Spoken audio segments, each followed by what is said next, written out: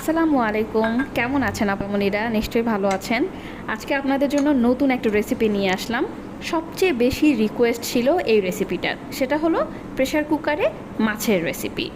যদিও মাছ সিদ্ধ হতে বেশি সময় লাগে না, কিন্তু সবজি সিদ্ধ হতে একটু হলেও সময় লাগে। আর মাছের মধ্যে যখন মশলাগুলো প্রপারলি ঢুকে যায় তখন কিন্তু মাছটা খেতে বেশি সফট আর টেস্টি লাগে। এই জন্যই প্রেশার কুকারে রান্না করা। ওয়েলকাম টু স্মার্ট কুকিং, আমি মনি আছি আপনাদের সাথে। তো শুরুতে দেখে নেই কী কী লাগছে আজকে। যেহেতু সবজি দিয়ে মাছ রান্না করব, তাই আমি 2-3 ধরনের সবজি নিয়ে নিয়েছি। এখানে নিয়েছি আলু, পটল আর মাছ লবণ হলুদ দিয়ে বেশ কিছুক্ষণ আগে মাখিয়ে রেখেছিলাম।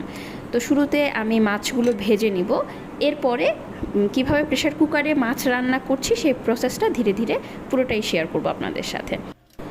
নর্মালি মাছ ভাজার জন্য ননস্টিক ফ্রাই প্যান বেস্ট, কারণ এতে মাছ নিচের দিকে লেগে যায় না। অনেকেরই কমপ্লেন থাকে যে মাছ নিচে লেগে যায়, যত কিছুই করি না কেন মাছ লেগে যায়। তো তাদের উদ্দেশ্যে আমি একটা টিপস দিচ্ছি। নর্মাল প্যান বা কড়াইয়ে যদি মাছ ভাজতে চান, তাহলে অল্প একটু তেল প্রথমে দিয়ে খুব বেশি গরম করে নিতে হবে হাই হিটে। খুব গরম হয়ে গেলে তেলটা চারিদিকে ছড়িয়ে দিয়ে তারপরে মাছের জন্য তেল দিয়ে মাছটা ভেজে নিতে হবে। তো এদিকে আমার মাছ ভাজা শেষ, আমি মাছগুলো তুলে নিচ্ছি। অনেক নতুন গৃহিণী আছেন যারা প্রেশার কুকারের মুখ লাগানো দেখতে চেয়েছেন।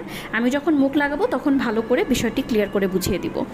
তো প্রেশার কুকারে এখন তেল দিয়ে নিচ্ছি, তেলের মধ্যে আমি পেঁয়াজ ভেজে নিব।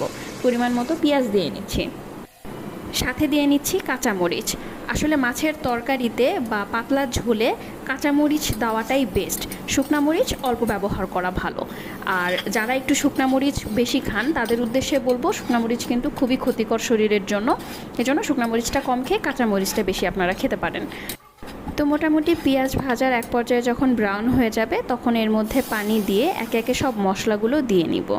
প্রথমে দিচ্ছি আদা রসুন বাটা, খুব বেশি না, সামান্য পরিমাণে। এরপরে দিচ্ছি হাফ চামচের মতো শুকনা মরিচের গুঁড়া, 1 চামচের মতো লবণ আর জিরা গুঁড়া। জিরাটা এখানে হালকা একটু টেলে নিয়ে তারপরে গুঁড়া করা হয়েছে, আর সামান্য হলুদ। ব্যাস এই দিয়ে এখন মশলাটা একটু কষিয়ে নিব। এখানে বলে রাখি, এই প্রসেসগুলো কিন্তু খুবই বেসিক, যারা রেগুলার রান্না করেন তারা সবাই জানেন, কিন্তু আমি তারপরেও ডিটেলসে বলে দিচ্ছি নতুন রাঁধুনিদের জন্য, যারা কিনা নতুন রাঁধুনি তাদের যাতে হেল্প হয় এই জন্য। যখন মশলা কষানো হয়ে যাবে তখন আমি একে একে সব সবজিগুলো দিয়ে নিচ্ছি, আর সবজিগুলো একটু কষিয়ে নিব। মশলার সাথে সবজিগুলোকে কষিয়ে নিলে এটা যে কাঁচা গন্ধ সেটা থাকবে না। যেহেতু আমরা প্রেশার কুকারে সিদ্ধ করব, তাই এটা খেতে যেন টেস্টলেস না লাগে, সেজন্য হালকা একটু কষিয়ে নেওয়া। তো এরপরে আমার যখন কষানো শেষ, আমি এটার মধ্যে যে পরিমাণ ঝোল খেতে চাই ঠিক সেই পরিমাণে পানি দিব। সিটি দিলে কিন্তু খুব বেশি পানি টেনে নেবে না, এই জন্য যে পরিমাণ আমরা ঝোল খাবো সে পরিমাণে পানি দিব, এর বেশি না।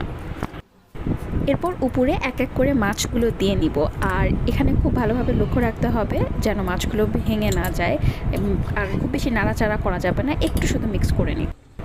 এরপরে কয়েকটা আস্ত ঢ্যাঁড়স দিয়ে দিচ্ছি। আচ্ছা, এখানে একটা কথা বলে রাখি, সবজি কিন্তু সম্পূর্ণ অপশনাল, আপনারা আপনাদের পছন্দ মতো সবজি দিবেন, যে সবজি আপনারা খেতে পছন্দ করেন সেই সবজিগুলো দিবেন।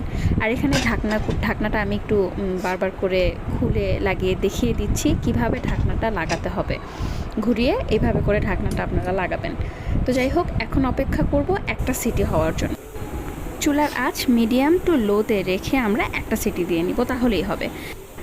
আচ্ছা, এখানে একটা বিষয় ক্লিয়ার করে রাখি, যারা মাছ একটু শক্ত ভাজা খেতে পছন্দ করেন তারা মাছটা শুরুতেই দিয়ে দিবেন না, অর্থাৎ আগে সবজিগুলো সিদ্ধ করে নেবেন, তারপরে যখন প্রেশার কুকারের ঢাকনা খুলবেন পরে মাছটা অ্যাড করে দিবেন, দিয়ে 5 মিনিটের মতো জাল করে নামিয়ে নিলেই হবে।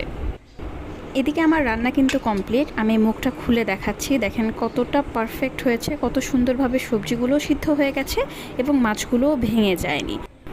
তো এই ছিল মোটামুটি প্রেশার কুকারে মাছের রেসিপি।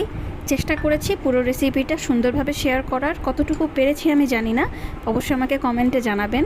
আর কোথাও যদি বুঝতে সমস্যা হয় সেটাও জানাবেন, আমি আপনাদের অবশ্যই সব কমেন্টে রিপ্লাই করব। আর অবশ্যই আমার পেজটাকে ফলো দিবেন এবং অন্যান্য রেসিপিগুলো ফলো করতে পারেন, যেমন পিৎজার একটা রেসিপি আছে, ডো ছাড়া পিৎজা। এছাড়া খুব সহজে চিকেন তান্দুরির একটা রেসিপি আছে, যেটা কিনা ঘরোয়া উপকরণ দিয়েই বানানো সম্ভব। তো ধন্যবাদ সবাইকে কষ্ট করে ভিডিওটি দেখার জন্য। আর অবশ্যই আমার জন্য দোয়া করবেন, আমার পরিবারের জন্য দোয়া করবেন, আমার বাচ্চার জন্য দোয়া করবেন। আর চেষ্টা করবেন হেলদি খাবারের সাথেই থাকার। আনহেলদি খাবার তো আমরা সবাই খাই, কিন্তু সেটার পরিমাণ যেন কম হয় এবং হেলদি খাবার যেন আমরা বেশি খাই।